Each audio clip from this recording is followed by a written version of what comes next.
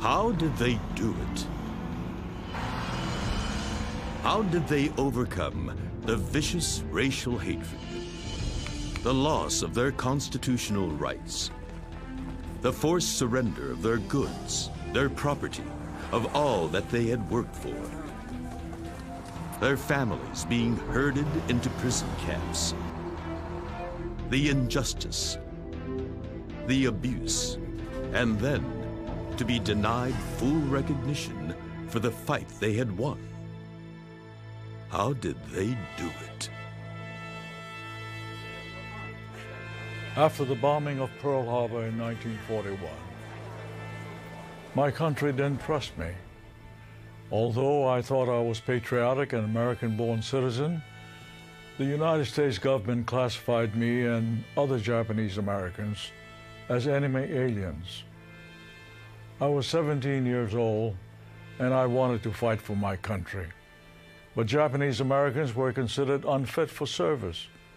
We petitioned the government to allow us to serve in uniform, and finally, because the Army needed men and winning the war wasn't a foregone conclusion at that time, we were permitted to do so. We became members of the 442nd Regimental Combat Team, which was my unit, the 100th Infantry Battalion, and the Military Intelligence Service. Like no other group of fighting men in our nation's history, we had to prove our loyalty. Even if many of us had to die proving it, we had to go for broke.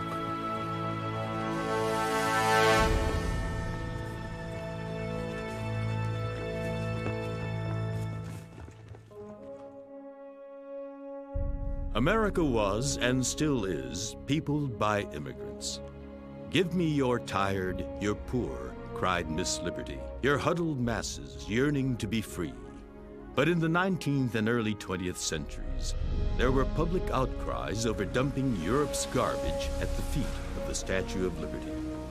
Hopeful immigrants were dubbed wops, kikes, bohunks, Polacks. But they were white Europeans, and in a few generations, they blended in with the American blue bloods. Give me your tired, your poor, the wretched refuse of your teeming shore. On the West Coast, that teeming shore was Asia. Long before the Golden Gate Bridge was built, Asian immigrants were arriving at Bay Area ports and the ports of Los Angeles, Portland, Seattle. Shiploads of Chinese were brought over to build the Transcontinental Railroad.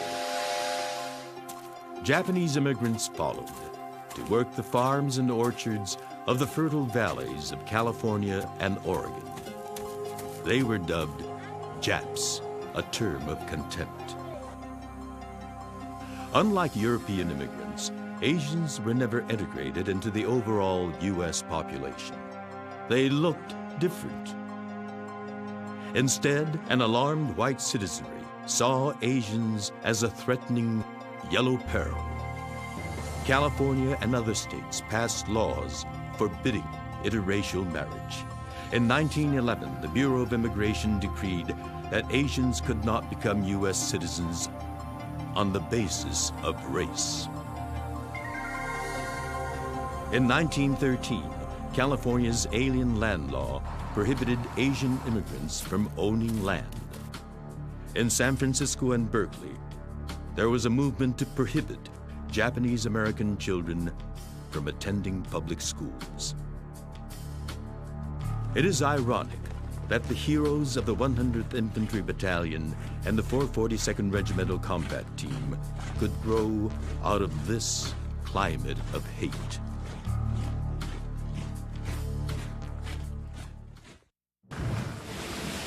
(1868) saw the beginning of Japanese immigration when a ship set sail from Yokohama carrying 153 immigrants bound for Hawaii. Unlike mainland Americans, Hawaiians were racially tolerant. After all, Hawaii was a kingdom then, ruled by a Polynesian royal family. More Japanese would follow, many, many more boatloads. Immigrants from Japan are called Issei, and like most immigrants to a new land, the Issei clung to the old ways. Sugarcane was the core of Hawaii's economy. As the need for field hands increased, recruiters combed the world for cheap labor. Soon the cane fields were being worked by mounting numbers of Japanese, 10, 12 hours a day for $30 a month. The good jobs, like overseers, went to Americans, the English, and the Scots. Not all who toiled in the fields were Japanese. There were Chinese and Koreans, Filipinos, Portuguese, and Puerto Ricans. Since each immigrant group couldn't understand the language of the others, they learned to communicate in a catch-all jargon of the islands, a crazy quilt of English, Hawaiian, Japanese, Chinese, and South Sea sailor talk known as Pidgin. I know tabby good man, bad man. I look eye, look mouth, then I tabby. More better. It was this wonderfully laid-back lingo that threatened the unity of Hawaii's Nisei and the mainland Nisei while they were being melded into the 442nd Combat Team. A team came close to being no team whatsoever. Nisei, the first generation born on the U.S. mainland or in the territory of Hawaii, enjoyed United States citizenship as a birthright. At home, the Nisei grew up in the tradition of Japanese values. Some Issei parents sent their sons to Japan to finish off their education. This became significant after the U.S. entered World War II. Nisei who studied in Japan were called Kibei. By the 1920s, Japanese language newspapers in Hawaii were urging their readers to concentrate on Hawaii, not on Japan. In Hawaii as well as the West Coast, the Nisei were growing up apple pie American. They went in for sports, excelled at academics. In Honolulu, McKinley High School became known as Tokyo High. Island Nisei learned to play the ukulele from the Hawaiians and sing Hawaiian songs. Faith, hope, and charity. My dad would play the flute, you know, the Japanese bamboo flute. He played that. But, you know, I tendency not to sing Japanese song. I didn't like Japanese song. I felt that Japanese song is just about the same. Every tune is just about the same, you know. So it doesn't excite me singing Japanese song. So I learned Hawaiian song. Nisei loyalties were to the Stars and Stripes. Still, these Japanese Americans were objects of distrust. That distrust was growing because of Japan itself, militarism, wars of conquest. Tension between Japan and the United States strained to the snapping point. Then, December 7, 1941. The naval base at Pearl Harbor on the Hawaiian island of Oahu. A sleepy Sunday morning.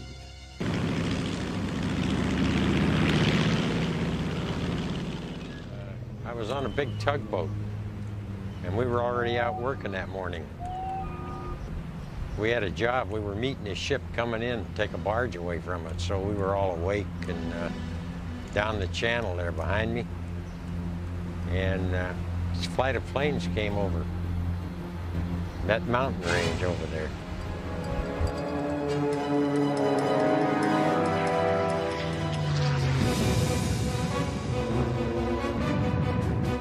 On the mainland, Americans were listening to the CBS Sunday broadcast of the New York Philharmonic.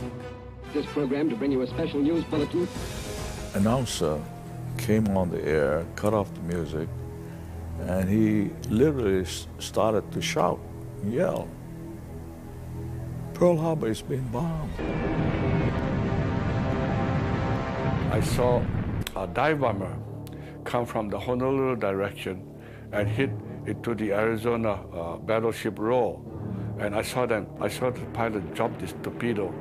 And instead of going up where he can get hit by anti-aircraft, he hugged the surface of the water and came directly at me. And at that point, I was more interested in seeing the face of the pilot. I felt that my life had come to an end at that point, because obviously the pilot in that plane looked like me. America thrashed in shame and rage, shocked by its own vulnerability. And the fateful bombing of Pearl Harbor forever changed the lives of Japanese Americans. I ask that the Congress declare a state of war has existed between the United States and the Japanese Empire. In its account of the attack, the Tulsa Daily World falsely reported that the Japanese had been carefully coached in such proceedings by the Germans. It was hard for white Americans to accept the fact that Asians could successfully conceive and execute so daring a military action. Most Americans were raging for revenge. Hawaii readied itself for an invasion. Martial law was declared. The FBI and local authorities began rounding up the Issei leadership of the Japanese community, which constituted a third of Hawaii's population. But there were no serious problems with persons of Japanese ancestry, neither the first nor second generation. No acts of sabotage whatsoever. Still, it was proposed that 100,000 Issei and Nisei be sent to the mainland or relocated to Molokai, an island known for its leper colony. On the mainland, West Coast Caucasians turned viciously on their 120,000 residents of Japanese ancestry, most of whom were American citizens.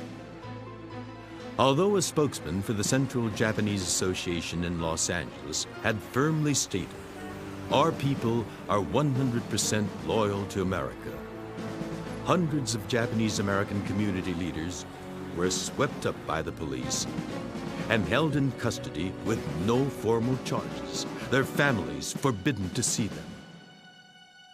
I also had a Chinese American friend, good friend of mine, who came into my laboratory section with this big button on his shirt, you know, Chinese American, with the cross flags of China and the United States. I don't blame him, you know, I wouldn't want to take a chance on getting beaten up on the streets of Los Angeles at that time. Grocery stores barred them. Banks refused to cash their checks. Insurance companies canceled their policies. Their doctors were no longer allowed to practice. 3 months after Pearl Harbor, President Franklin Roosevelt signed Executive Order 9066, which directed the government to relocate for the duration of the war persons of Japanese ancestry, whether aliens or American citizens, in internment camps, a safe distance from strategic war facilities. Japanese Americans were no longer referred to as citizens. Now, they were non-aliens. General John L. DeWitt, head of the Western Defense Command, concurred. He declared, "A Jap's a Jap. It makes no difference whether he's an American or not." Up and down the West Coast, families were forced out of their neighborhoods. They were given as little as 48 hours to sell their homes and shops, sometimes for as little as a nickel on a dollar. My parents lost their house, lost their car, lost everything. But if you, well, sold their things like everybody else, sold it for just nothing. For the evacuation, they were tagged like luggage and had no idea of where they were going. They soon found out. They were shipped first to improvised assembly centers. Often these were racetracks where they slept in horse stalls. If you know what a horse stall is, it's just a probably a 10-foot wide, maybe 20 feet deep, and it was just kind of swept out, and it looked like it was kind of painted whitewash, but of course the odors were still there. From assembly centers, they were shipped to detention camps, which were located in remote areas of the country. In California, the camps were sited far inland, Manzanar and Tule Lake. Arizona also had 2 camps, Poston and Gila River. Topaz was in Utah, Minidoka in Idaho, Heart Mountain in Wyoming, Granada in Colorado, and Rower and Jerome were in Arkansas.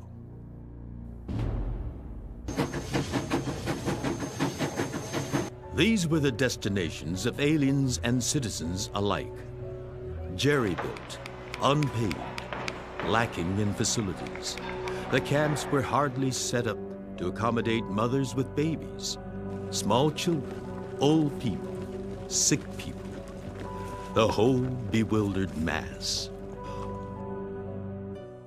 You could hear people crying, you can hear people talking. There was absolutely no privacy at all. One thing the camps were not lacking was armed security. Guard towers, barbed wire, fixed bayonets. Even President Roosevelt once referred to them as concentration camps. When you were thrown from a free life into a camp without a trial, and just thrown in there by your government, they have taken your freedom away from you. Okay, this is not like going into a jail and put behind bars and having your freedom taken away from you. This is a freedom that is inside of you, and the only way I can explain it is like somebody taking a knife and cutting your heart out. In Hawaii, common sense prevailed. There was no uprooting of families, no camps. The proposal to relocate the Issei and Nisei on Molokai never got through. Residents of Japanese descent pitched in with everyone else to help the war effort. The federal government was surprised to learn that the majority of Hawaii's National Guardsmen were Japanese Americans, of whom 317 were discharged and reclassified 4C. But then, all Nisei eligible for the draft were classified 4C, enemy alien. Still, the Army was faced with the question what to do with the Nisei soldiers who had been drafted before the attack on Pearl Harbor. The people of Hawaii got behind the formation of an all-Japanese American combat unit for the war in Europe. The Army agreed. In June of 1942, 1,432 soldiers of Japanese ancestry were segregated and then shipped from Honolulu to San Francisco. They formed the 100th Infantry Battalion Separate. Separate meaning not attached to any other unit. That is militarily an orphan. They adopted this battalion insignia with one puka puka and took as their motto, "Remember Pearl Harbor." Then the 100th was transported by troop train to the Midwest for basic training. Their destination was a far cry from the beaches of Hawaii, the northerly state of Wisconsin and Camp McCoy. This was probably the first time Hawaii's Nisei had ever set foot on the mainland, or had ever seen snow. After their training at McCoy, the Army still didn't know what to do with them. So in January of '43, they shipped them to Camp Shelby in Mississippi for more training. Training was vigorous. Like the Nisei, young Ok Kim was Asian. But unlike the Japanese Americans, Kim was of Korean descent. Despite graduating second in his class at Officer Candidate School, Kim could hardly get an assignment. Racial prejudice. In time, he was assigned to the 100th Infantry Battalion and reported to Colonel Turner at Camp Shelby. Pat Turner came in, and I reported to him, reporting for duty, and he said, I'll have you transferred immediately. And I said, well, I just got here. Why am I being transferred? He says, in case you don't know, you know, the unit are Japanese and you're Korean, and coming from the islands, I know the Koreans and Japanese don't always get along. And so that's the reason. I said, no. I said, you're wrong. I said, they're Americans and I'm American, and we're going to go fight for America. On August 21st, 1943, the 100th Infantry Battalion was shipped into the European theater of war. There was a feeling that since the 100th was made up of men of Japanese ancestry, it was somehow more expendable than a military unit of Caucasians, somehow a guinea pig battalion. Their baptism by fire took place at one of the most beautiful locales in Europe, the farthest reaches of the Amalfi Coast. It comes in the terrible fighting at Salerno. On the first day of combat, baseball star Shigeo Joe Takata was the first member of the 100th Infantry Battalion to be killed in action. The 100th was attached to General Mark Clark's 5th Army in its push to Rome. Clark's advance was halted at Monte Cassino on the Rapido River.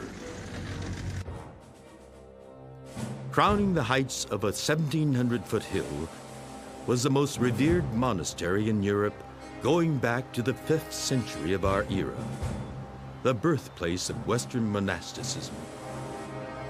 Historically, it was a shrine. Militarily, it was a Gibraltar. Now, instead of monks, it was occupied by the military, the enemy military. Manuscripts, relics, sculptures, paintings were safely stored. Then the Germans turned this ancient abbey into an impregnable fortress and a superb military observation post. They had dammed the Rapido River, flooded the surrounding valley like a moat. Thousands of mines had been set, and sharp-eyed German artillerymen fired at anything below with deadly accuracy. Crossing the valley under a smokescreen cover, B Company of the 100th Infantry Battalion began an assault during broad daylight. Then the wind changed. Suddenly, they were naked to enemy artillery. I had 5 officers and 46 men. When I got across, when we went across, we ended up with 3 officers and 11 men. The rest of them were wounded or killed.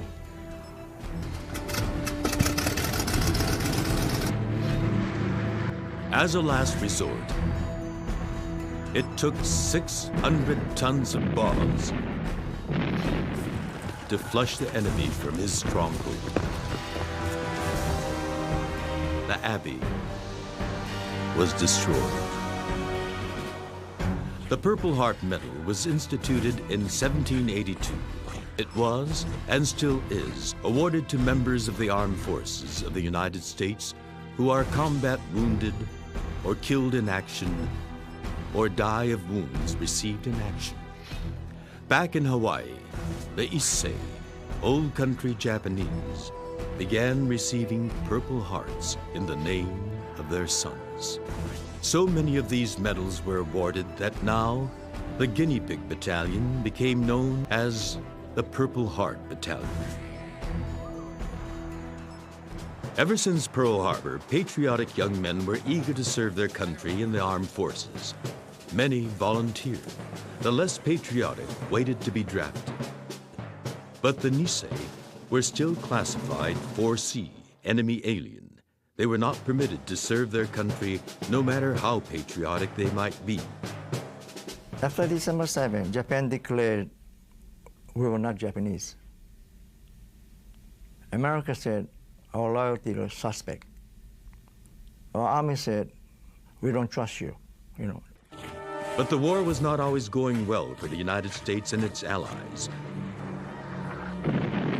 Western Europe was still held tight in Hitler's iron grip. The Japanese Empire stretched from China and Indochina to the Philippines and the East Indies, with forays into Alaska.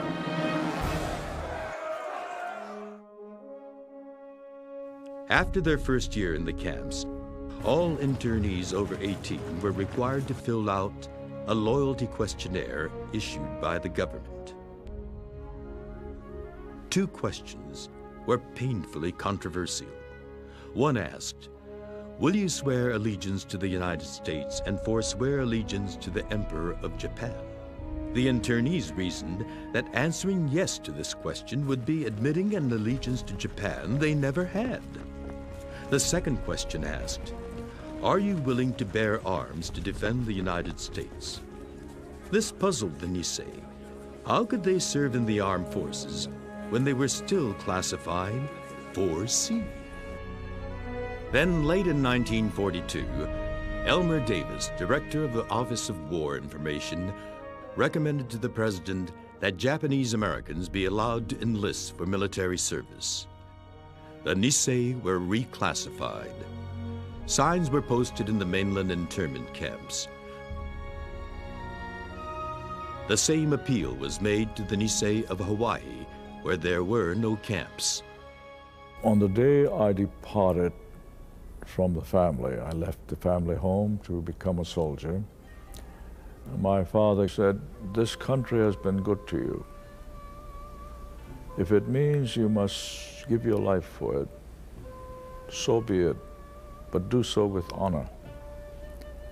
And then he said, whatever you do not dishonor the family or the country. He did not use the word honor itself, but it meant the same. He said, don't bring shame upon us. On February 1st, 1943, President Roosevelt activated the 442nd Regimental Combat Team. The president stated, Americanism is not and never was a matter of race and ancestry. Honolulu gave its initial Nisei volunteers a grand send-off at Iolani Palace. The Army had asked for 1,500 volunteers. 10,000 responded. The Nisei were highly motivated. First, to show that their loyalties were always to the United States. And they asked themselves, if we hang back and do nothing, what will become of us when the war ends? My parents found out that here my brother and I had volunteered, and you ought to see all hell broke loose. The people start saying, what's the matter with you people? Here, you claimed you're an American citizen, and you're no better than we are. You're in the same camp that we are, and now you're saying you're going to volunteer. And you have parents in Japan. What are they going to say? And my thought was, I told them, I says, you know, the reason why we're here is that we don't have any past record where the Nihonjins or Japanese could prove their loyalty. Now's our chance. And if we don't take this chance and do something about it, it's going to be our fault. And, you know, some of us are not going to come back. But, you know, if that will...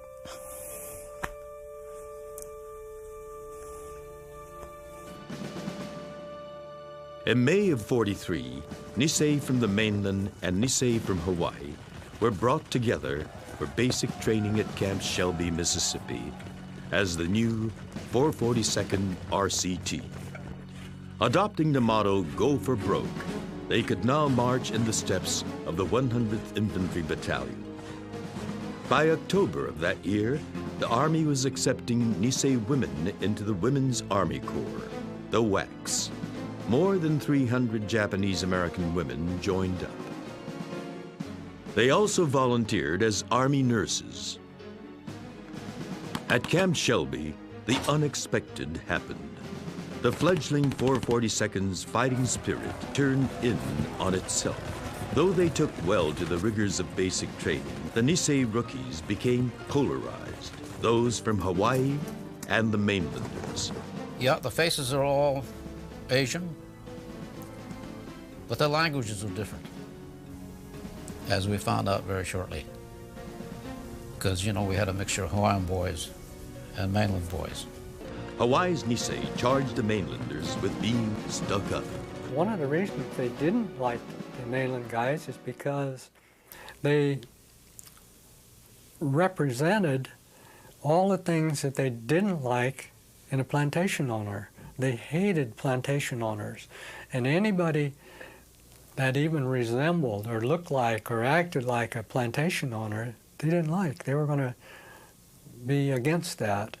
And I had all the attributes of a plantation owner, and so they hated me.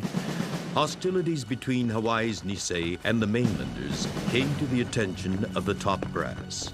I recall Colonel Pence, the commanding officer of the 442nd, calling out the entire group. And he expressed his alarm at the friction between the Hawaiian boys and the mainland boys. And what he brought it down to was, if you boys can't get along here together, here in Mississippi, you know, how the hell are you going to fight together when you get out in combat? A way had to be found to unify the manpower of the battalion, and it was. Chaplain Yamada finally decided that maybe these Hawaii boys better go to Jerome and Roar and see where their parents are and where they came from, why they volunteered from these relocation camps. It was arranged for the 442nd to pay a visit to the internment camps in neighboring Arkansas. The Nisei from Hawaii, where they had no internment camps, wanted to make an outing of it. So here we are with our ukuleles and guitars, if you can picture that, and we're singing all the way from Mississippi to Arkansas. But when we got closer and we turned into it, then we began to realize what was happening. You see all the buildings, but around the building, huge, tall barbed wire fence. And you know, they had guard tower with machine gun facing toward the camp. The men who were manning the guns were Caucasian men. They had rifles with bayonets, and here we were with ukuleles. Then we trooped in. There you could see men and women and children of Japanese ancestry. People there had set aside 1 week's ration of food so that they could give us a party. We tried our best to be happy, but how can you be happy in those circumstances? Taking money, the hard-earned money that they can use someplace else, they were doing this for the GIs that came from Mississippi for us. And, you know, we feel so guilty. As they met some of the boys' parents, the guy that he just licked and had a fight with, they came back very somber and very, very quiet in the bus. They weren't playing the ukulele and singing songs. And I believe that what was running through the minds of most, if not all, was a question: would I have volunteered from that camp? The differences between Hawaii's Nisei and the mainlanders were overcome by that experience. They were truly a team now, and going for broke. By June of 1944, the men of the 442nd Regimental Combat Team were on their way to Italy, where they'd connect with the 100th Infantry Battalion. The 100th boys are delighted to see them at the first moment. Then they berate them and kick them and in a sense, beat the hell out of them. I thought I told you to never come over here. What made you do such a stupid thing? Why can't you listen to me? See, so. The 100th Infantry Battalion is assigned to the 442nd Regimental Combat Team, but allowed to keep its unique designation as the 100th.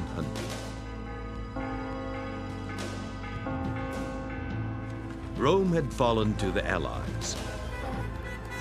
Hitler's forces were being driven farther and farther north. The closer the Allies got to Germany, the more fiercely the Germans fought to protect their homeland.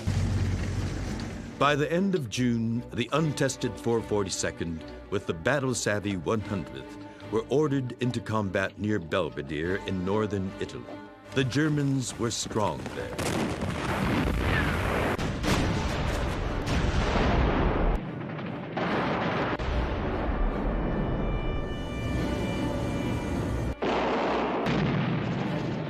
In a daring maneuver, the 100th went around Belvedere and surprised the enemy. Eventually, the pressure from our 2nd and 3rd Battalion and the 100th, who had just really blasted the German force there in one afternoon. Enemy casualties were high, 170 killed, 2 tanks, 50 vehicles, and artillery captured, and 40 prisoners taken. For its action at Belvedere, the 100th was awarded the Distinguished Presidential Unit Citation by General Mark Clark. Few Americans of Japanese descent have a right to be proud. The 34th Division is proud of you. The 5th Army is proud of you. America is proud of you. You have demonstrated true Americanism and true American citizenship on the field of battle. You have another right to be proud, for you have reached the high standards of American fighting men. Good luck to you, and God bless you. Before the war was over, the 100th Infantry Battalion with the 442nd Regimental Combat Team earned a total of 7 Presidential Unit Citations, the highest honor for a military unit. The Vosges Mountains are the spine of northeastern France. Nearby, the legendary River Rhine forms a border between France and Germany. It is to this part of France, still held by Hitler's forces, that the 442nd is shipped. Orders were to take the town of Brière, which held the key road supplying the German military in France. Enemy resistance was fierce, for Hitler had commanded his forces to hold their ground, whatever the cost. For several weeks, men of the 442nd inched their way over the punishing terrain toward their objective. Fighting was intense.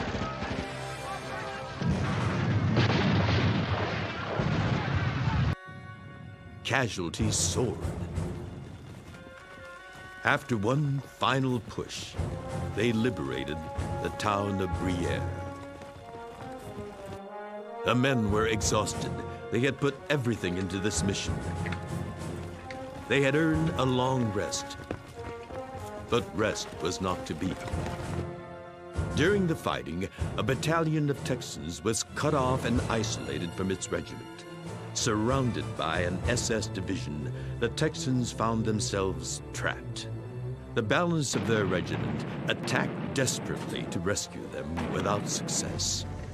It seemed that nothing or no one could break through. Word of the Texans' plight reached the U.S. press, which quickly dubbed them the Lost Battalion. Pressures were mounting to make a rescue no matter what the odds. Rescue became a public relations imperative as well as a military necessity. General John Dahlquist had the responsibility of seeing that the Lost Battalion was rescued. Some have determined that the course of action Dahlquist decided upon jeopardized his own troops. After only 1 day of rest, the general commanded that the fatigued 442nd get back in line and carry out the rescue of the lost battalion. Why the 442nd? There were other regiments the general could have chosen, regiments that were fully rested. Why choose the Nisei, who had just fought so hard and long? Could it be that they were more expendable than Caucasian troops? That the newspaper readers back home wouldn't count the cost as much? There was some question of whether we were expendable as far as he was concerned, or whether we were good fighters. But I think it's the former. In any case, the young Nisei believed that if they succeeded in this mission, no one would ever again doubt their loyalty. Repulsing numerous enemy attacks, they trudged toward their goal for 3 days. The loss of life was staggering, but they were rewarded. They broke through and rescued the lost battalion. 211 unshaven, bedraggled Texans who had been without food or water for 7 days. They were expecting tall Caucasians, but most of their rescuers weren't much over 5 feet. They didn't like little people. They looked like giants to us. And they were. They shook our hands and thanked us and everything. And some of them says, "Oh, I'm glad to see you Japs," you know.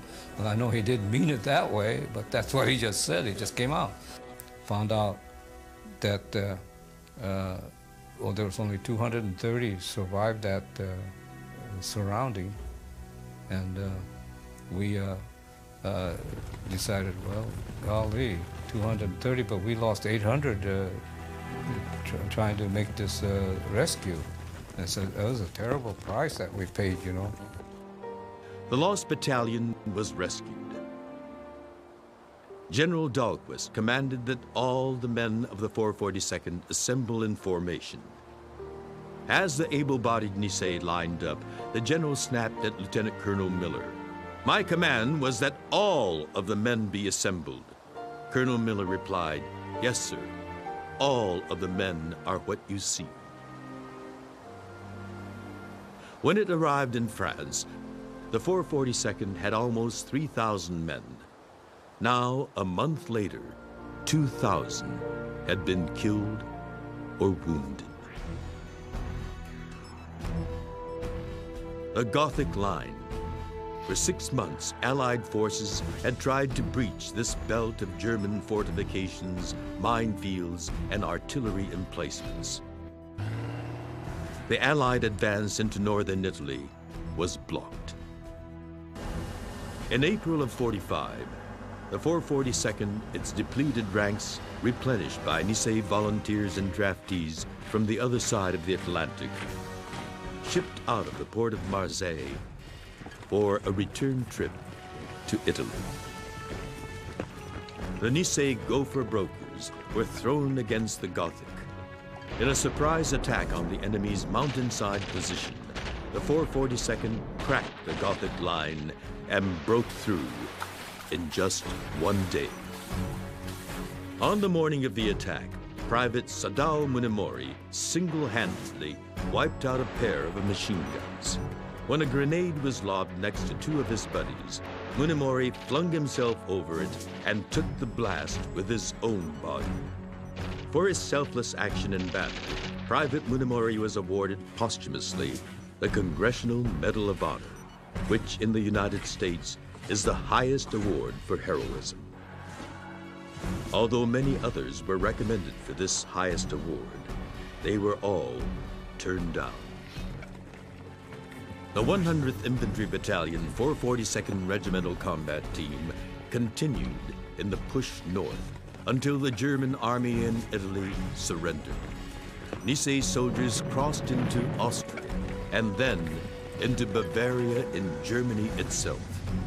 Some units were approaching the village of Dachau, 9 miles northwest of Munich, when they came across the concentration camp. they were not prepared for what they saw.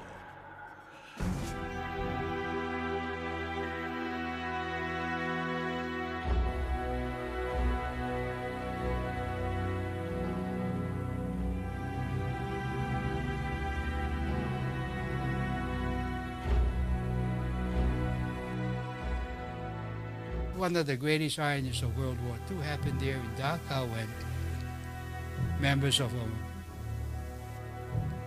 persecuted minority, the Japanese Americans, many of whose families were still interned in the United States, reaching out to help members of another persecuted minority, the Jewish people of Europe. And what are our crimes? One for being Jewish and one for being Japanese. These liberating GIs, many of whom had been incarcerated themselves, were witnesses to the vast difference between the internment camps in the U.S. and the Nazi death camps, such as Dachau. May of '45, the German army surrendered. The war in Europe was won. On the 4th of July, the Nisei of the 100th Infantry Battalion 442nd Regimental Combat Team sailed into New York Harbor. A week and a half later, they were in Washington, D.C., where President Harry S. Truman awarded a Presidential Unit Citation. You fought not only the enemy, but you fought prejudice, and you've won. The president was sincere, but the battle against prejudice was not quite over.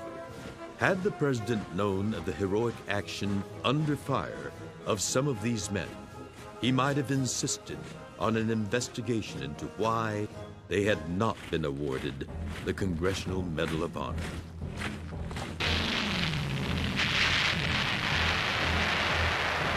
Hostilities had ceased in Europe, but the war still raged in the Pacific. One group of Nisei did serve in the Pacific and served well.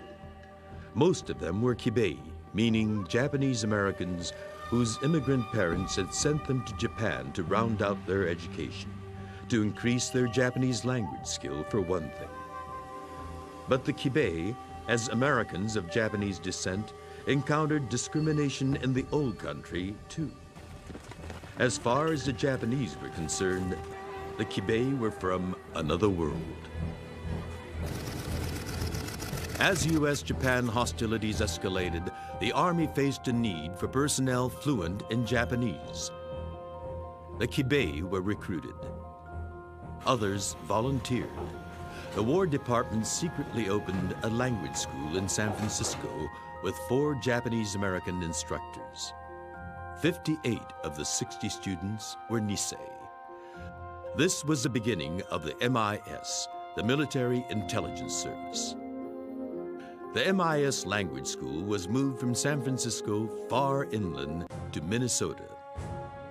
They were the silent warriors, assigned in groups and sometimes as individuals to every branch of the armed forces, Army, Navy, Marines. Their activities were top secret, monitoring Japanese radio broadcasts. And it wasn't so much how many Japanese soldiers you could kill, it's how many American soldiers you could save. Translating enemy messages, interrogating prisoners of war. You're not supposed to be captured to begin. That was the greatest disgrace, you know. A samurai warrior to be captured. If you're captured, you disembowel yourself. The MIS Japanese Americans became the eyes and ears of the Allies in the Pacific.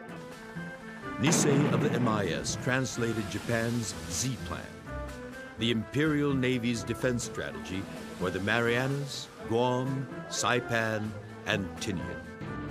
General Douglas MacArthur said of the MIS, "Never in the history of combat has one side known so much about the enemy prior to actual battle." And quoting MacArthur's intelligence chief, "The MIS saved countless lives and shortened the war by 2 years."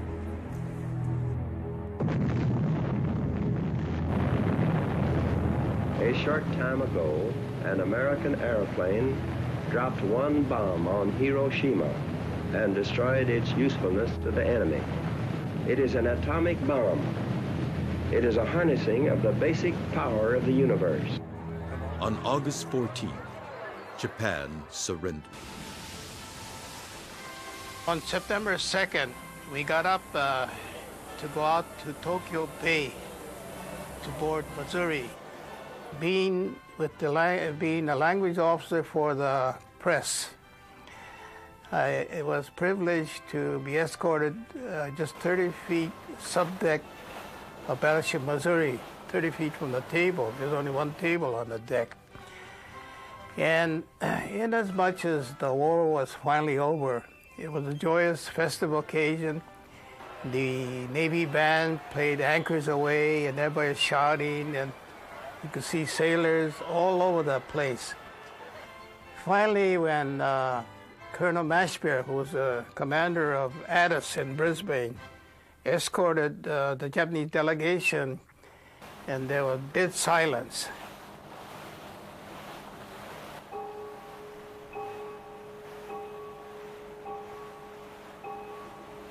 They were ushered to the middeck of Missouri. At that point, all the gaiety disappeared, and it was one of cruel silence of animosity by the sailors and military towards the Japanese delegation. And I thought then, and I repeat my recollection, that the nation, the people of Japan, was truly disgraced on the Battleship Missouri that day. Some MIS Kibei and Nisei were stationed in post-war Japan, where they served at the war crimes trial, in locating imprisoned Americans, in repatriating Japanese soldiers, and in rewriting Japan's constitution.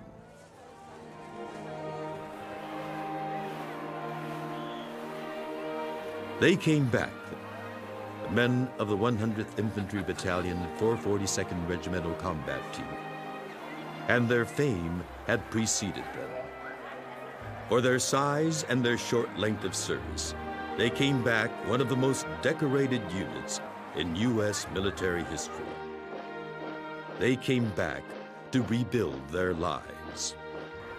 Those returning to the mainland found that their families were in the process of being released from the camps. When I saw my father, we just grabbed each other and just danced in joy. You know, it was a funny thing. Yeah, we right there, and I come home and he grabbed me and we just jumping up and down. Some came back to find ugly old prejudices still alive and kicking. Shops wouldn't sell to them. Restaurants wouldn't serve them. It took 40 years for the U.S. government to deal that kind of prejudice a deadly blow. Congress passed Resolution Number 442, issuing a formal apology to Issei and Nisei internees of the camps for the government's actions during the Second World War. Congress also probed for reasons why the Congressional Medal of Honor had been withheld from so many deserving Asian Americans. Today we pay tribute to these extraordinary men and women, Japanese Americans who fought in World War II, served in the U.S. Armed Services, with this, the Go for Broke Monument. In June of 1999, in downtown Los Angeles, an impressive monument was unveiled, engraved with the names of 16,000 Nisei soldiers and officers who served overseas, including 37 Japanese American women. In June of 2000, the Nisei of the Military Intelligence Service received long overdue recognition, their own presidential citation. The medals awarded the Nisei military had been reviewed and upgraded, from the Distinguished Service Cross to the highest award, the Congressional Medal of Honor. Rarely has a nation been so well served by a people it had so ill-treated. The Medal of Honor is awarded to Private Barney F. Hajiro for extraordinary heroism. 21 Congressional Medals of Honor were awarded. 7 of the recipients were still living, including Second Lieutenant Dan Inoue, now a distinguished United States Senator.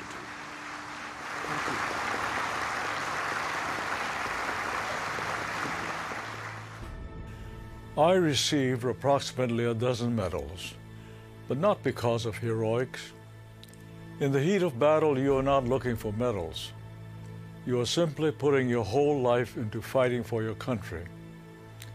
Looking back, we realize today how unjust America had been in the way it dealt with the citizens of Japanese ancestry during World War II. Yet I know of no other nation that would openly admit it had been wrong, as this nation had done, and then take steps to rectify that wrong. Only a truly great nation dares to risk making such an admission. This is the America that we fought for and died for.